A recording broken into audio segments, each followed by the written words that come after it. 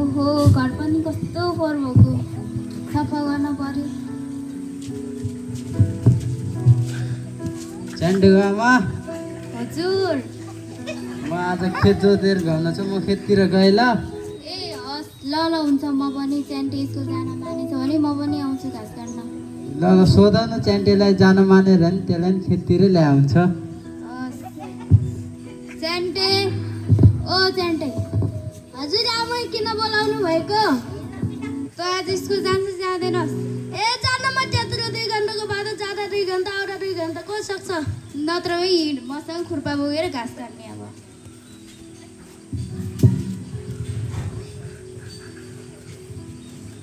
काट्ला अलि उता लामो लामो काट। यो गौठा हजुर नमस्कार। ओ नमस्कार। यो गौठाको नाम चाहिँ के हो त? यो चाडापाडी उका हो। ए अनि ऊ बाबु चाहिँ को हुन्? यो मेरै च्यान्टे छोरा हो नि यो। ए अनि स्कुल पढ्दैन? स्कुल अलिक टाढा भएको कारणले स्कुल जानै मान्दैन। अनि कति क्लास हो त ऊ बाबु? ऊ अहिले 8 कक्षामा पढ्दैछ। ए त्यसो भए मेरो एउटा होस्टेल छ, हामीले यस्तै साना साना बाबु नानीहरू राखेर हामीले पढाउँछौँ। तपाईँको इच्छा छ भने हामीले तपाईँको छोरालाई पनि पढाउन सक्छौँ। ए हो र? च्यान्टेको बा हाम्रो छोरा पनि होस्टेलमा बसेर पढ्ने पाउनु भयो नि त उहाँ सर। ए हो र? नमस्ते सर। नमस्कार। ल अहिले मलाई अलि हतार छ, भोलि तपाईँको छोरा र कागजपत्र लिएर मेरो होस्टेलमा आउनुहोस्। हुन्छ सर।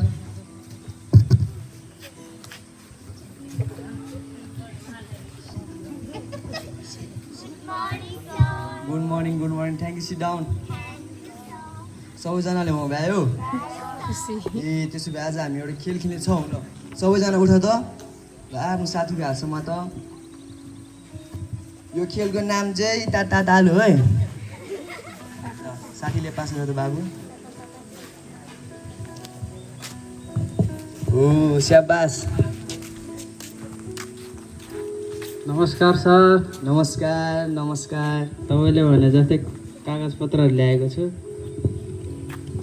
ए ल बाबु, अब तिमी पनि हामी जस्तै यी साथीहरू जस्तै सँगै खेल्ने, सँगै पढ्ने, सँगै सुत्ने, सँगै विभिन्न क्रियाकलाप गर्ने हस्।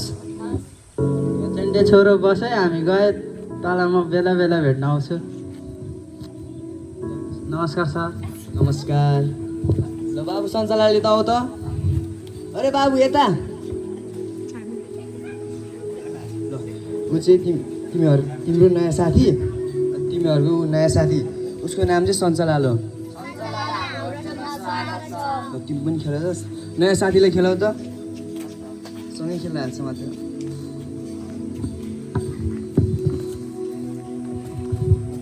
ल ल ल अब खेलको टाइम सक्यो, सबैजना आराम ठाउँ बस्छ त, अब हामी पढ्नेछौँ।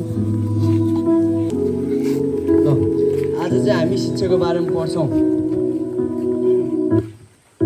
शिक्षक त्यो हतियार हो जसद्वारा तपाईँले दुनियाँलाई बदल्न सक्नुहुन्छ। शिक्षाको ज्वरो तितो भए तापनि फल चाहिँ अत्याधिक मिठो हुन्छ। शिक्षा त्यो चाबी हो जसद्वारा तपाईँहरूले सफलताको बाटोमा पुग्न मद्दत हुन्छ। नानी तिमी उठ त, तिमीले के बुझ्यो शिक्षाको बारेमा भन त। मैले शिक्षाको बारेमा शिक्षा जीवन सबैभन्दा महत्त्वपूर्ण सम्पत्ति हो। यसले मानिसलाई सही र गलत छुट्याउन सिकाउँछ। ल नानी तिमी उठ त, तिमीले के बुझ्यो शिक्षाको बारेमा भन त। मैले बुझेको चाहिँ सर, शिक्षाले मानिसलाई आत्मनिर्भर बनाउँछ र पढाइले मात्र होइन व्यवहारले पनि मानिसलाई महान बनाउँछ। बाबु तिमी उठ त, तिमीले के बुझ्यो शिक्षाको बारेमा भन त। मैले बुझेको सर, हाम्रो भविष्य शिक्षामाथि निर्भर हुन्छ। हामीले गरेको मिहिनेतले भोलिको भविष्य निर्धारण हुन्छ। ल बाबु तिमी उठ त, तिमीले के बुझ्यो शिक्षाको बारेमा भन त। शिक्षा भनेको चाहिँ हाम्रो जीवनको एकमात्र महत्त्वपूर्ण कुरा हो र शिक्षासँग हाम्रो एउटा अनुशासन पनि जोडिएको छ र अनुशासित विद्यार्थीले मात्र राम्रो शिक्षा हासिल गर्न सक्छ। सञ्चालक बाबु तिमी उठ त, तिमीले के बुझ्यो शिक्षाको बारेमा भन त। सर, मैले शिक्षाको बारेमा बुझेको चाहिँ शिक्षित समाज नै विकसित समाज हो। शिक्षाले अन्धकार हटाउँछ र चेतना फैलाउँछ, हो र सर? ल सबैजनाले एक मुष्टमा ताली बजा ल। अब हामी सबैजना लाइन लगाएर खाना खान जानेछौँ। ल सबैजना हिँड ल।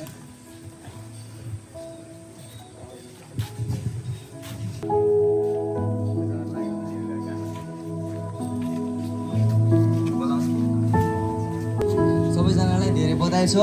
जसरी तिमीहरूले एसएलसीमा राम्रो जिपे ल्याएर उत्तीर्ण भएकोमा सबैलाई धेरै धेरै बधाई छ। र यसरी नै अझै प्रगति गर्दै जानु, अगाडि बढ्दै जानु। तिमीहरूलाई मेरो माया र सार सपोर्ट छ। नमस्कार सर। नमस्कार नमस्कार। म चाहिँ आफ्नो छोरालाई लिन आएको। तपाईँले मेरो छोरालाई राम्ररी होस्टेलमा राखेर पढाइदिएको म तपाईँलाई धन्यवाद भन्न चाहन्छु। मेरो छोरो मसँगै गाउँमा भएको भए म जस्तै हली हुन्थ्यो होला, तर होस्टेलमा बसेर राम्ररी यहाँसम्म पुर्याइदिएकोमा म तपाईँलाई फेरि धन्यवाद भन्न चाहन्छु। ल भाइ बहिनी हो, अब तिमीहरूको पनि होस्टेलको टाइम सकिसकेको छ र अब यो विदाई कार्यक्रम पनि यहीँ समाप्त हुन्छ। र तिमीहरूले सानोमा जे रोप्यो ठुलोमा त्यही फल्छ। ल आजको यो विदाई कार्यक्रम हामी यहीँ समाप्त गर्छौँ।